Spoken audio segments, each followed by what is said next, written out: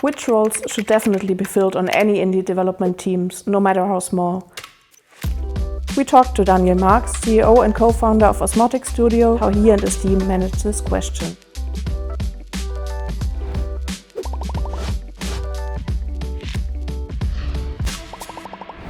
Hi, we are Maggie and Dennis from Game City Hamburg. We are the location initiative to support the local games industry. We support game developers and companies from Hamburg with our prototype funding program, our GamesLift incubator and events like our Hamburg Games Conference. In this video series, Indie Dev Insights, we meet up with indie developers and talk about challenges and topics which concern indie devs all around the world. In this video, we discussed the special challenges, but also the advantages that come with working on a very small team. From the joy of working with close friends to the struggles you might have having to pay everybody at the end of the month. About this, we talked with Daniel Marx, CEO, co-founder and game director of Osmotic Studio, who developed their award-winning Orwell series right here in town. Osmotic Studios was founded back in 2014 by a group of 3 people. Right from the start, they focused on impactful narrative games with unique mechanics. Since then, they have grown their team and released their critically acclaimed first 2 titles, the surveillance thriller games Orwell Keeping an Eye on You and Orwell Ignorance is Strength in 2016 and 2018. They are currently working on their 3rd and still unannounced title. Tell us a little bit about yourself. Who's Osmotic Studios? How many people are working on your team? What kind of games are you developing and what are you currently working on? We are Osmotic Studios. We are a team of 8 game developers.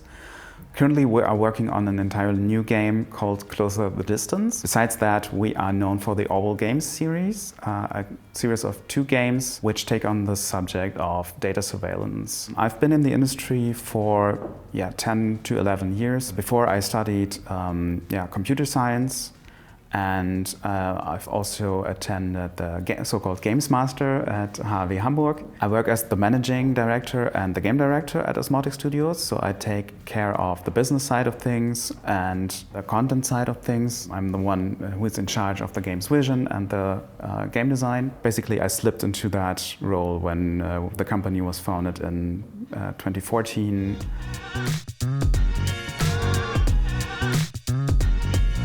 In your opinion, which roles should always be filled on an indie team? Which skills do you always need, no matter how small your team is? When we started out, we had 3 people and everyone was kind of involved in the business side. We did that together. And besides that, we had an art director, a technical director, and a game director. It worked out for us quite well. So I would recommend somebody to take care of business. Somebody to take care of the technical side, someone to take care of the game's vision, and someone to take care of the art. It doesn't have to be one person each, but there should be someone in charge of all of these departments. And was your team able to fill all those important roles right from the start, or did you have to learn a lot of additional skills, maybe especially on the business side?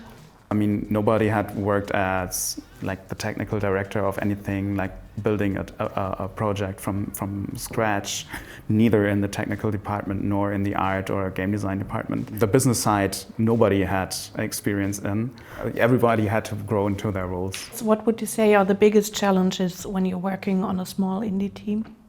I would think the biggest challenge in a small team is to, basically be the person responsible for that department. There might actually be no other person to do the work you do, so you can't be easily replaced. And if you don't find a solution for the problem you're facing right now, nobody will. I mean, if you are an artist in a larger artist department, it might not be that bad if you're not there for a couple of days. You will always need to be more flexible in smaller teams. You're very likely to fill multiple roles. You might have to switch between responsibilities, like, okay, you're working one day on the business stuff, you're working one day on the game design stuff, and you need to be able to alternate and handle those things.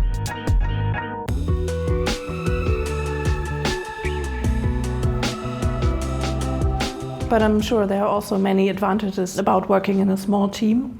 Can you tell us about that? one of the advantages of working in a smaller team is almost the same as the downside of it, because you are the person who can say, I've done all of that. Maybe you've been the person responsible for all of the technical work, or all of the art, or all of the game design, or the writing. That will be your game. I think the ownership of your game will be a lot stronger or might be a lot stronger on a smaller team, because you will have done a large chunk of the work that will probably be recognized as your work, like you designed the art style of the game or something like that. And I think that's harder to do in a larger team. There will be multiple people responsible for that, probably.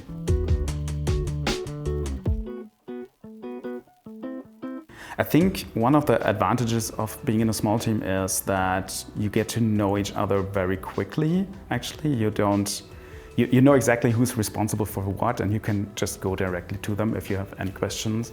The team structure is super important, especially in a small team, because there is no way around having to work with one another. If you don't understand each other very well and you don't work together very well, then the entire project may be doomed because if you can work together well, it just won't work, and there will be no game.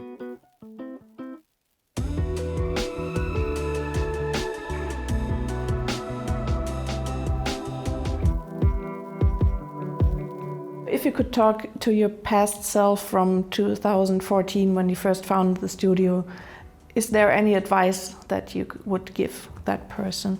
I would probably tell myself to expect a challenging and emotional journey, because that's what it actually turned out to be. It can put a lot of stress on you if there are people depending on that you make the things work in your role, especially if that's the business role and you have to pay the people. There might be rough times where you don't know where the money is supposed to come from. I would still encourage myself to do it, but I would say expect things to go wrong.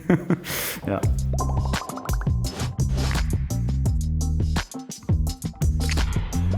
If you are going to found your own company, if you're interested into that, it might be a very daunting task, actually. But you should also be aware that at the moment, it's probably the best time in Germany to do it. Even more so in Hamburg, because of the funding from Game City Hamburg in combination with the German funding. And that's actually a lot of financial support that can be granted to your project and your company to get you off to a good start, so you can actually pay your team quite nicely and work on the game instead of having to make it in a garage as a hobby project, for example. If that's one thing somebody should take away if they are thinking about founding their own company, I would say, first of all, do it, but compose your team very well and make contracts, even if you are friends. Make sure everything is organized and who is responsible for what. Like, don't go into things naive and think it will just work out. Like, organize yourself well.